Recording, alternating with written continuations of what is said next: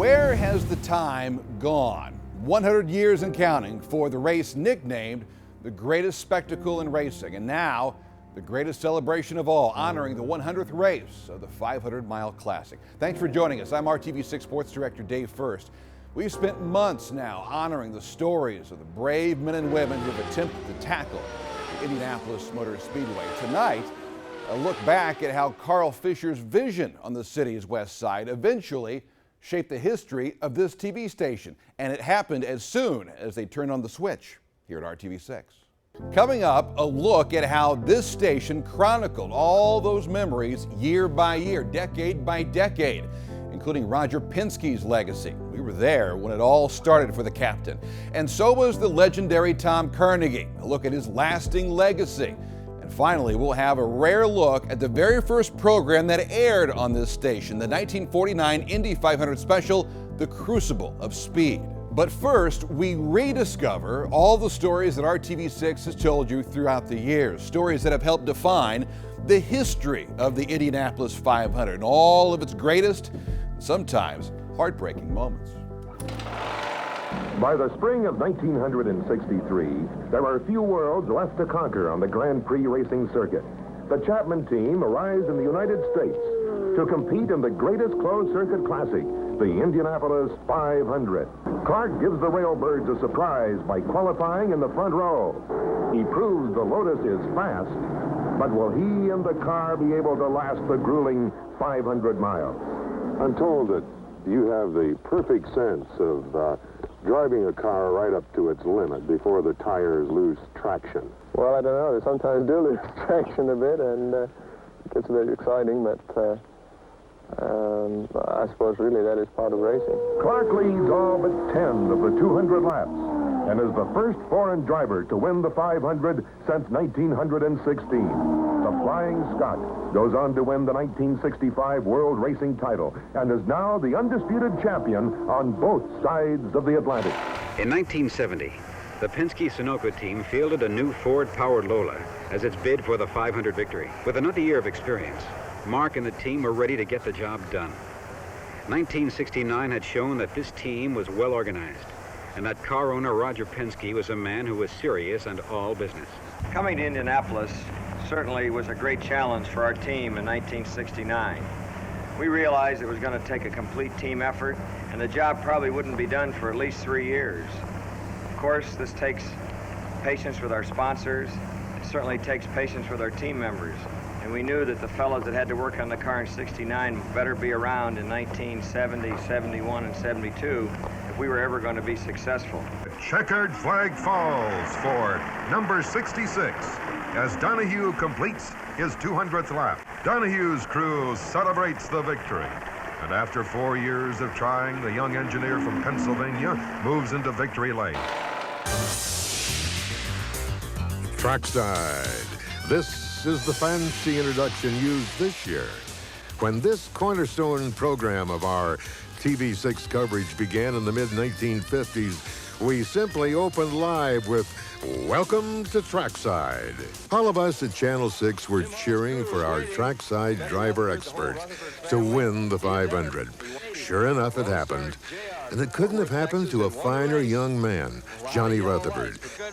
Bobby Rahal.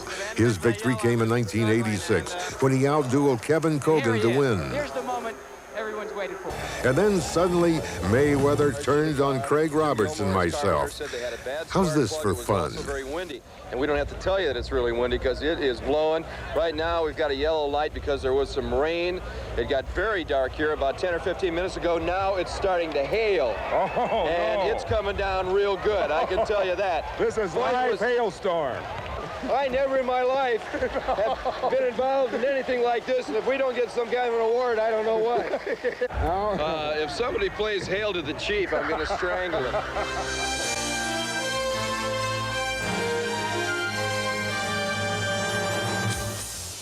I'll tell you what, think of the countless number of photographers, producers, writers, and on-air talent that had to put all of that together. Covering the 500 is, without question, a labor of love that has been passed down. It's a true privilege to help preserve the history, and we look forward to continuing to lead the way in covering the 500 for many, many years to come. After the break, we take a closer look at the iconic voice of the track. It's a new track record. And later, we open up the time capsule to 1949 to show an exclusive look at the very first program to air on Channel 6, the post-war special, The Crucible of Speed. Welcome back to our celebration of 100 years of racing at the Indianapolis 500. In 1946, Tom Carnegie called his first 500. It was the first race after World War II, and there were only 5 radio stations in town and no TV stations. He then went on to call more than 60 races before his death in 2011. He remains the voice remembered. It was 1946. Tom Carnegie was hired to announce a local antique auto show. And as the 26-year-old worked the mic, Wilbur Shaw, then president of the Speedway, couldn't turn away from the rich, dulcet tones of Tom's voice. Nobody gave me any help or anything like that. I just had the names and numbers, like calling a football game. And I somehow got through it and satisfied Wilbur Shaw and Tony Hellman because they asked me to come back next year, and I've been there ever since. But there's way more to it than that. Channel 6, or WFBM as it was known then, first aired the 500 in 1949. It's Hurtubise, the number 99, challenging Sachs. He's got him on the outside. And then beefed up its coverage by hiring Carnegie in 1953. And he shook it up from the start. One of the first things that I wanted to do was to have a trackside show during the month of May, live from the Indianapolis Motor Speedway. And the station was more than happy to give me the time. Now it's starting to hail. A segment that's weathered the storm. This is live hailstorm. I never in my life. 5 decades of Trackside 6 programming. Oh, gosh, it's at 6 p.m. They'll have to tune out of our news to see it. Well, what the heck. A tradition that continues today. With coverage in place, it was showtime. And as speeds rose, so did the popularity. And Tom helped with the drama of it all. Aye, Sonny, here he is, pounding down the straightaway toward the yard of bricks, and he's on. In the first place, it took me 10, 15 years to have any confidence that what I was saying was right. And then you begin to realize that this is theater. It's speed theater. And so then, growing up in the theater like I did, you began to do those little things. And then when somebody said, hey, I like that, when you said he's on it, great. Well, then why not use it again? And it's a new track record. In the later years, Tom Carnegie's own mark at the Speedway was one of a kind. A 64-year run, never to be matched, and always appreciated. When you're talking about the Indianapolis 500 and the personalities that have made this event, I don't think anyone will ever be able to equal Tom Carnegie. This is his home. This is his life. The race, a great American institution, but there's no doubt about it. Tom Carnegie was one too. It will always be the roar of the engines and the cheers of the fans, but somehow it won't quite be the same.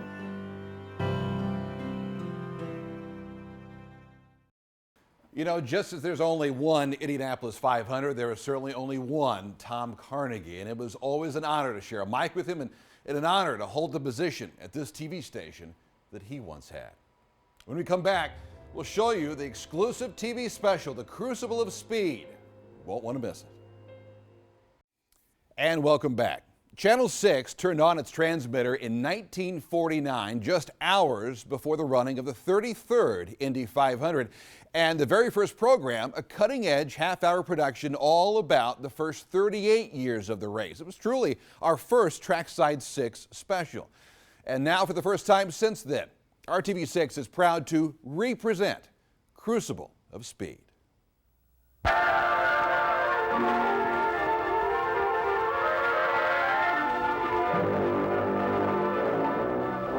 This is Ed Torgerson at the Indianapolis Speedway. That's where 500 miles on Speedway are the equal of 50,000 miles on the highway.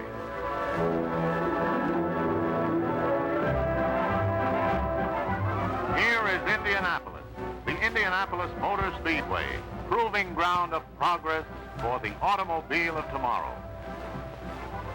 May 30th, 1946, and 185,000 spectators from far and near gather to witness a thrilling contest featuring the skill of daring drivers, the genius of engineers and designers, and the teamwork of the crews in the pits. The 30th running of the Indianapolis 500-mile race. To some, a Roman holiday of thrills and chills. To those who know, another outstanding chapter in the history of an event which has contributed so much to the development of the modern automobile.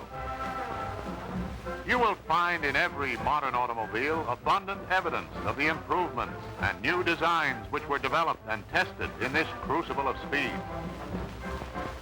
High compression engines, balloon tires, high-octane fuel, four-wheel brakes, independent wheel suspension, even the rear view mirror.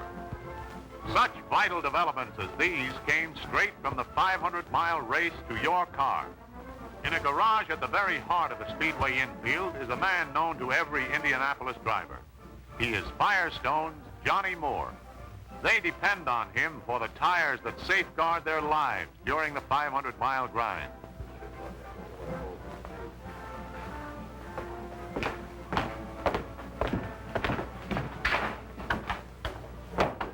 Where's Johnny?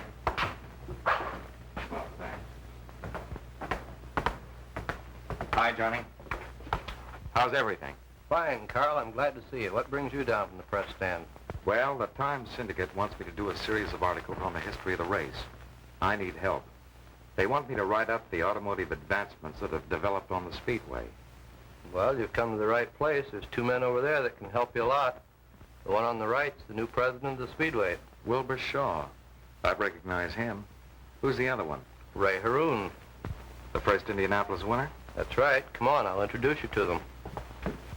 Wilbur, I want you to meet Carl Reed of the Times Syndicate. He's an old friend of mine. It's a pleasure to meet you, Mr. Reed. How are you, Mr. Shaw? Fine, thank you. Carl's writing a series of stories on the history of the race, and he's looking for some information. If it's history you're interested in, here's a gentleman you should meet. Mr. Ray Haroon, winner of the first 500-mile race in 1911.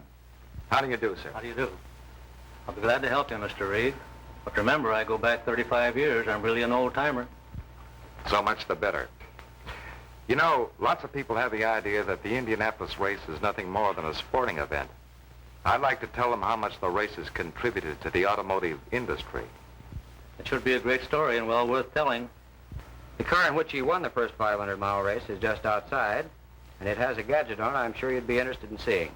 It fits right in, doesn't it, Ray? Sure does. Well, let's go see it. Don't expect to see anything very glamorous. She was a beautiful automobile in her day. Still beautiful to me.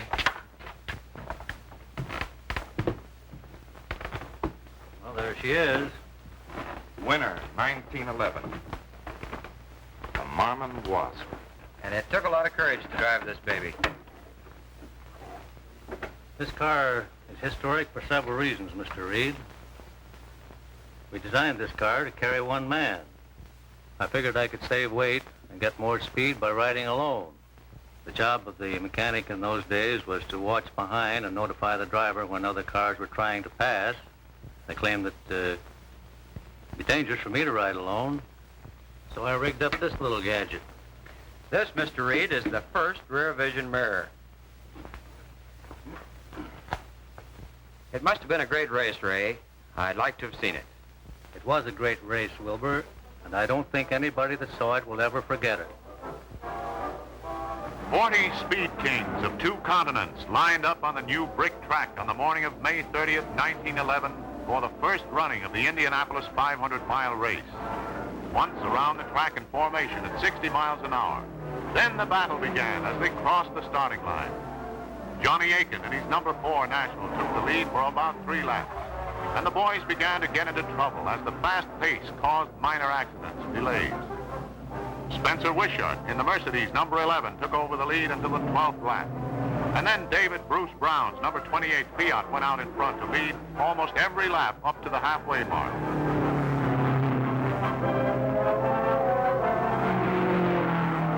At 80 laps, Ray Haroon in number 32 was still holding third place, behind Bruce Brown and Ralph De Palma.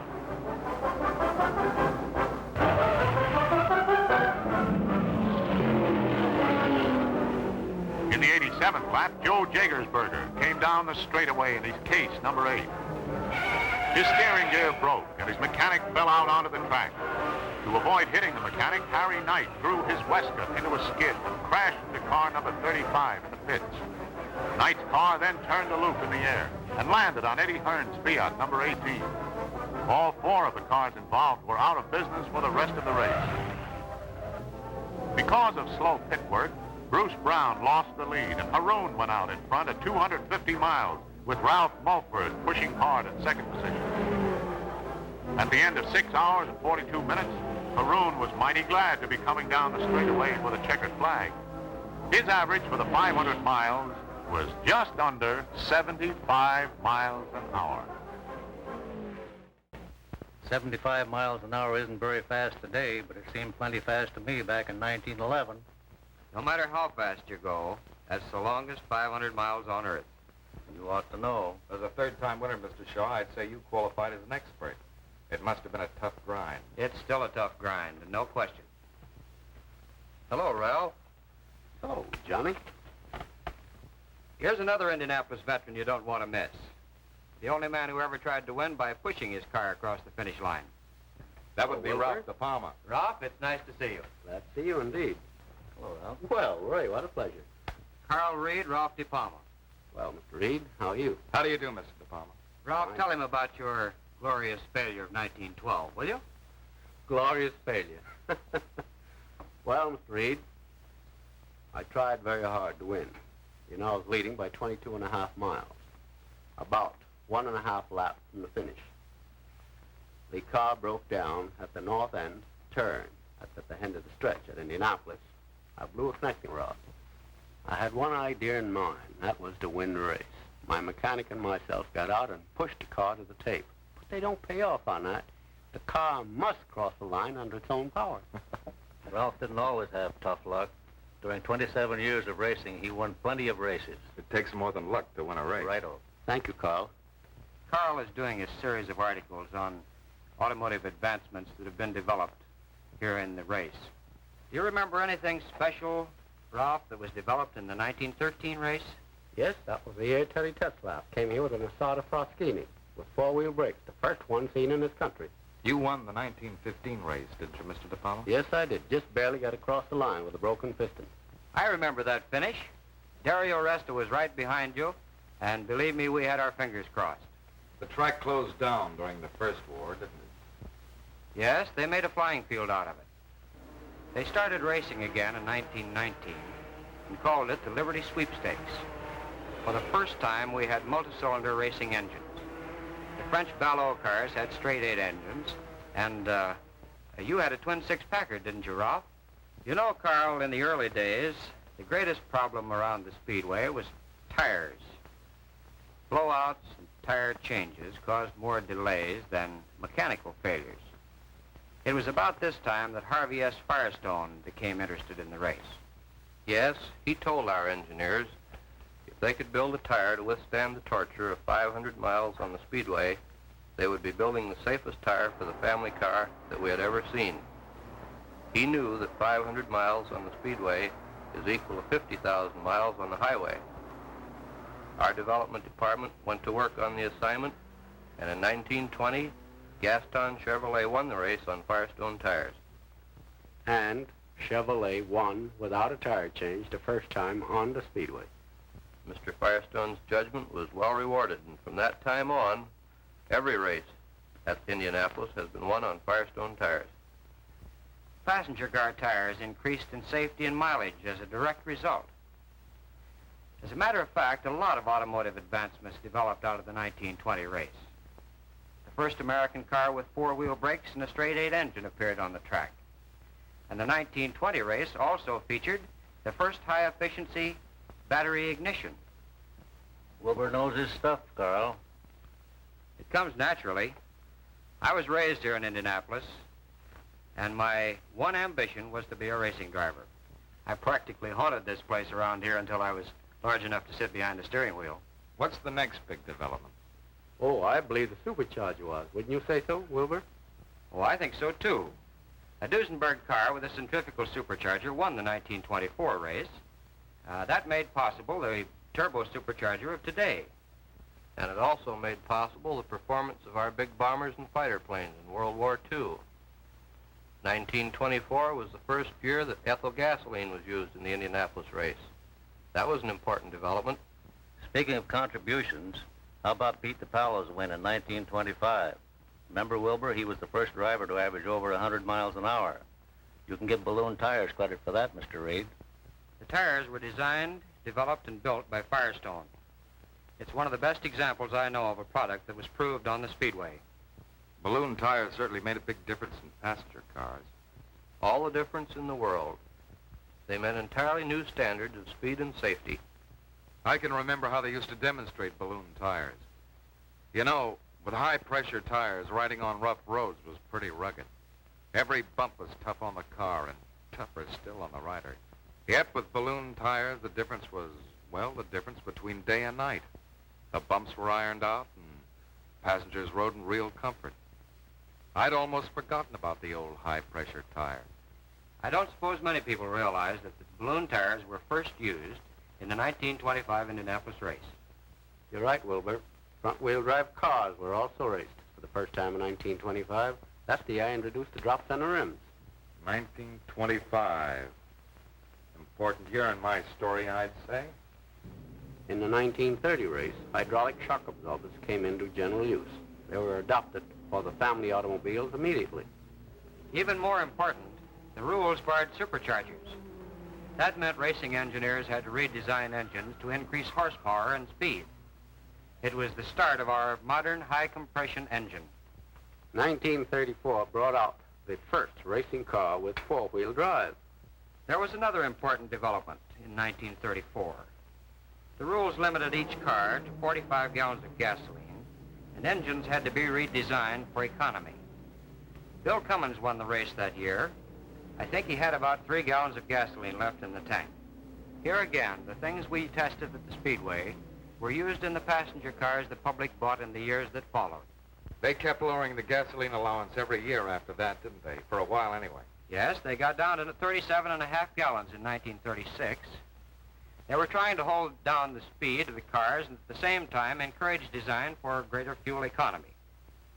But each year, the designers and the drivers outguessed the experts, and the speeds went up and up. You won the race in 1937, 39, and 40, didn't you, Mr. Shaw? Yes, in the 1939 race, I used a new type of lightweight alloy rim. And in 1940, Firestone added an important improvement by building a wide base rim. That meant greater stability for the car, more positive steering control, and greater safety on the curves. The Firestone wide base rim was adopted by passenger car manufacturers the next year, wasn't it, Johnny? That's right, Wilbur. 1941 started off with plenty of excitement, too. We had a fire in the garage area on the morning of the race. Quite a few cars were lost. It was bad luck all the way around. You grabbed off most of the tough luck in that race, Wilbur. Or more than my share. He was way out in front near the end of the race, only to have a rear hub break. If it hadn't been for that, he'd probably be the only four-time winner in the history of the Speedway.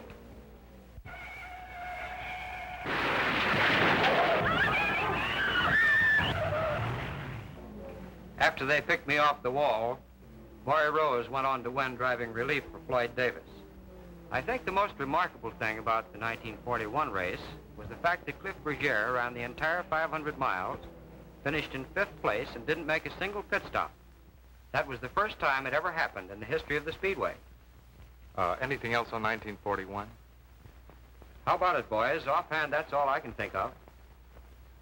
And that's the last race before the war. Yep, this ought to make pretty good reading. My syndicate wanted a story on the real value of the Indianapolis 500-mile race. This material ought to do it. Yes, Mr. Reed, the great Indianapolis race has contributed much to this nation. Ideas born on the Speedway helped to produce the modern automobile and many other important devices. Indianapolis racing experience paid rich dividends when the armed forces insisted that every manufacturer of aircraft tires adopt Firestone's Speedway-proved tire construction.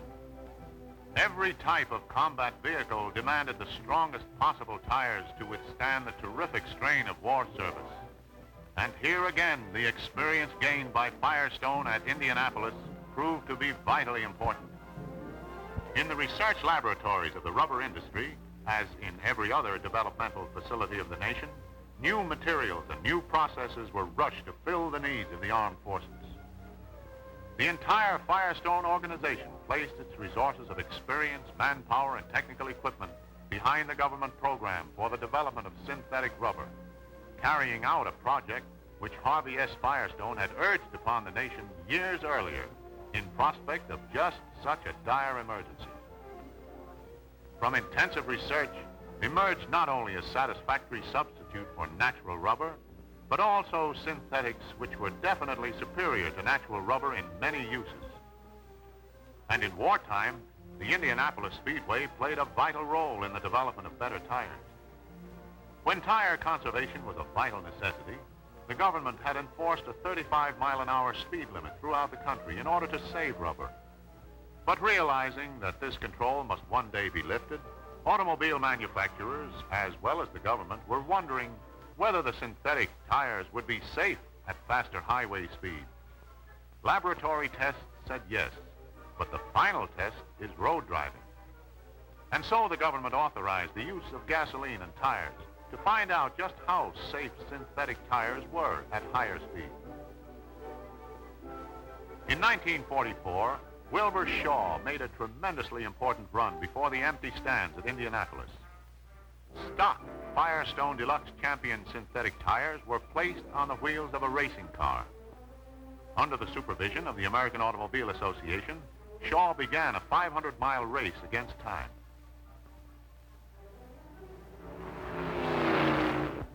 These standard Firestone passenger car tires stood up to the test as the car roared around the turns on the rough, emery-like surface of the speedway. The tires were subjected to almost unbelievable stresses. The terrific centrifugal force on the curves tried to tear the tires from the wheels. They held firmly, grinding against the abrasive surface of the track.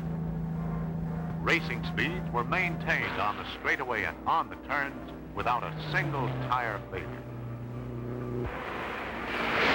For 500 miles, Wilbur Shaw raced around the great speedway, and he crossed the line with an official average speed of better than 100 miles an hour. This was the grueling test of the speedway, clearly demonstrating that Firestone synthetic rubber tires are safe at high speed. And remember, 500 miles on the speedway are the equal of 50,000 miles on the highway. After 4 years of war, the great 2.5-mile track again echoes to the sound of roaring engines. The smell of hot oil hangs heavy over the pits and the garages, where drivers and mechanics put the finishing touches on their shining mounts. On the test stands, wheels are aligned and balanced. Vital parts are magnafluxed to reveal hidden dangers. In the Firestone garage, tires and tubes are carefully inspected, mounted, and inflated under the watchful eye of Firestone racing engineers. That tall chap with a mustache is Cliff Bergier, who's driven more miles in competition at Indianapolis than any other man. Say, Johnny, I think I better have one more 750-20 mounted up, even if I don't expect to use it. Okay, Cliff, we'll mount it up and just charge it to your account. When drivers like Cliff Bergier buy Firestone tires to use in a 500-mile race, they know that they are buying the best kind of safety insurance. Also important are the critical tests which cars and drivers are required to pass before the contest board officials will allow them to compete. Despite the fact that this Maserati carried Wilbur Shaw to 2 Indianapolis victories, it must be weighed, measured, and inspected before Ted Horn can drive it in the 1946 race. With the seal of official approval attached, the car is ready to attempt a qualifying run, which may earn it a place in the starting lineup. 4 laps to go. 10 miles against the clock to earn the right to start the big race. Anxious to place well up among the starters, Ted Horn keeps the throttle down as he roars along the straightaway and into the turn. The white flag means 3 laps completed and 1 to go. 2.5 miles in less than 1.25 minutes, and the checkered flag drops as Horn finishes the qualifying run with an average speed of 1:23.980, earning him pole position in the 3rd row. His speed of nearly 124 miles per hour puts Horn in fairly good position to compete for lap prizes as well as the big money at the end of the race. A careful check of tire temperatures and wear is made for the record. Car number 24, which won the 1941 Indianapolis race, is to be driven by Joey Chitwood, a colorful dirt track driver. Joey is a full-blooded American Indian. Chitwood makes his qualifying run at just under 120 miles per hour. Mel Hansen is to be the pilot of car number 41, a new job with an aircraft-type chassis and a 4-cylinder Offenhauser engine. Hansen qualifies his car at an average of 121 miles per hour.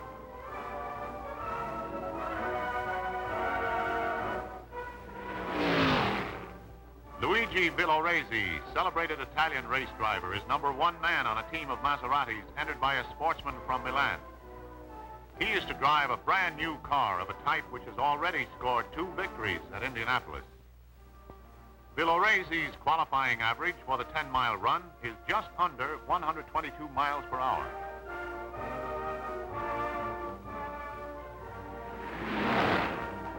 A very fast car is number 1, which is to be driven by one of America's greatest race drivers, Rex Mays. Second in the 1941 race, Mays has a good chance to win the 1946 as he qualifies at nearly 129 miles per hour.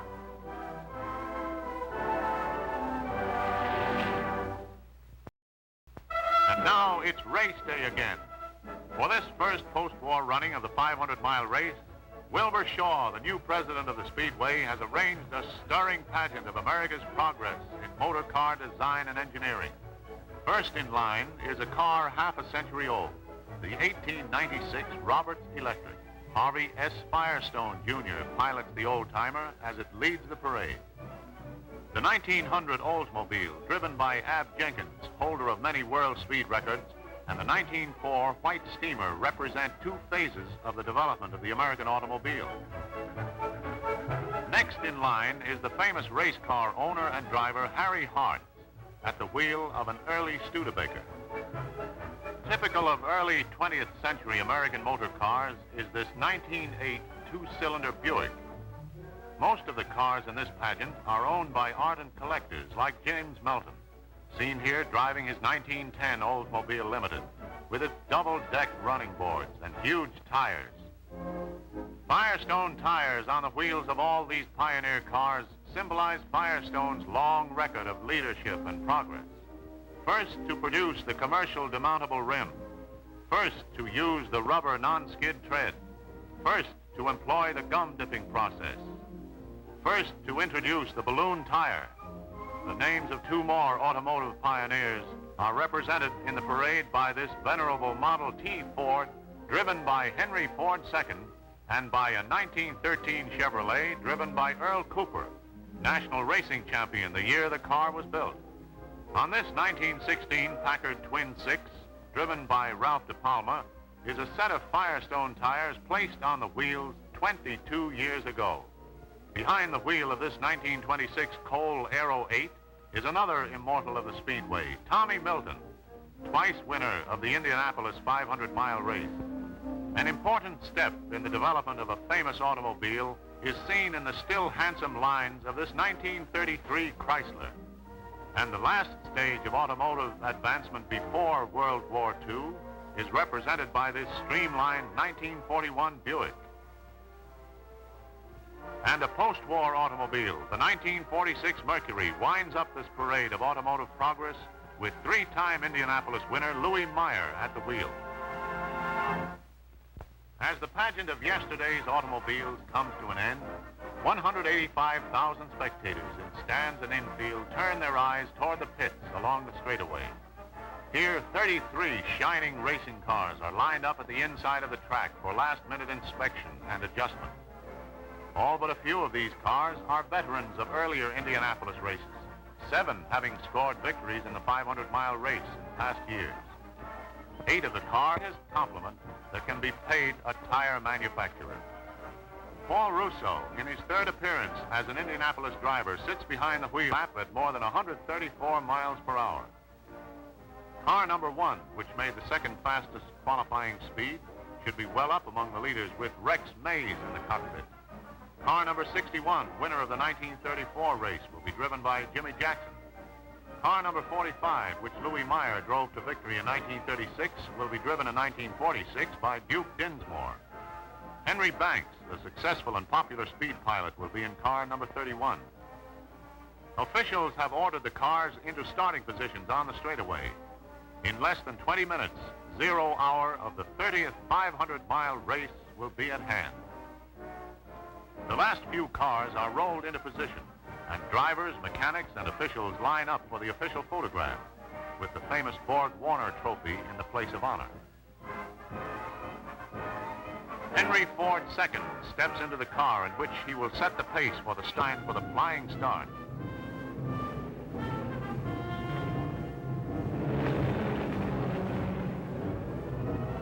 And here they come down the straightaway, gaining speed as the formation approaches the starting line.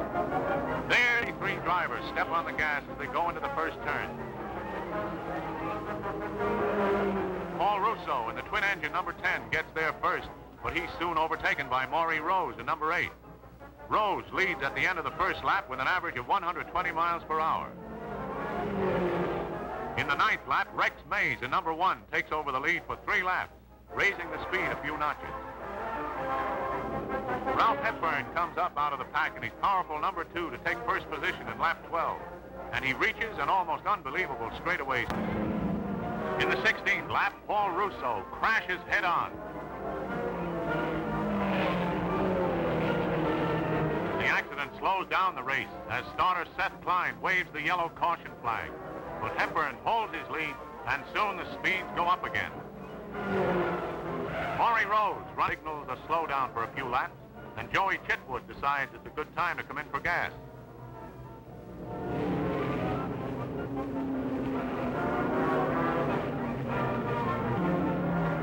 With the caution light off, Hepburn steps up the speed again until he makes an unexpected pit stop because of failing brakes. Hepburn stays in the pits for 8.5 minutes, while George Robeson, the number 16, moves up from 2nd to 1st position. Jimmy Wilburn in car number 63 comes in for his 4th stop as car after car drops out of the race with a variety of mechanical trouble.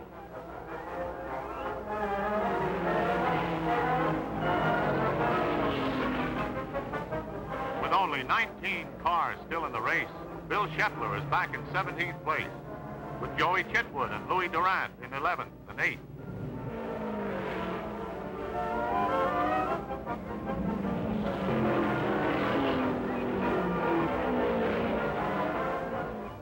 After taking the lead briefly, Cliff Berger comes in during the 70th lap to get first aid for burns from a broken oil line. Rex Mays, with his own car out of the race, takes over Berger's car. Ted Horn comes in for water and gas as Robeson leads in the 80th lap with Jimmy Jackson, Harry McQuinn, and Rex Mays trailing him in the next 3 places. At the end of the 2nd hour, only 16 cars are left in the race when Harry McQuinn comes in for gas. Robeson continues to hold his lead, driving very steadily. By the end of the 3rd hour, 5 more cars are out, leaving only 11 in the race. All the grandstand experts are now wondering if there will be enough cars to fill the 10 payoff positions at the end of the race. As they near the 500-mile mark, Robeson, Jackson, and Horn are in the first 3 places, with only 9 cars running. 24 cars have been forced out of the race, but not a single one due to tire failure. There's the white flag for number 16, indicating that George Robeson has only 1 lap to go. Here he comes. And there's the checkered flag for George Robeson, winner of the 30th Indianapolis 500-mile race. And Jimmy Jackson, riding home in second place, is tired and happy and many dollars richer as he comes down to the line for the checkered flag, only 44 seconds behind the winner. After completing 2 extra laps, Robeson pulls into victory lane at the end of the pits where a crowd of newsmen and celebrities give him a hero's. The person he's most anxious to see is his wife, so proud of George that she doesn't care who knows it. The winner of the great race fully appreciates the years of research and development, the countless hours of labor that precede the hour of success at Indianapolis. Another Indianapolis race has been written into the annals of racing history. Another top performance has once more demonstrated the safety of Firestone Deluxe Champion tires. How about that? A trip back in time to the very first program on these airwaves and a classic look at an Indy 500 time capsule as we approach the 100th running. And how about the color of the Marmon Wasp? It looked faded, but if you see it today at the Speedway Museum, the car looks bright yellow. The original color of the car is still an ongoing debate to this day. Well, for the photographers, producers, writers, engineers, on-air talent, and the rest of the staff and management over the years, we hope you enjoyed this look back in the many years of bringing you the best coverage of the best automobile race in the world. We can't wait for the next 100 races. I'm Dave First. Thanks for watching. We'll see you at the track.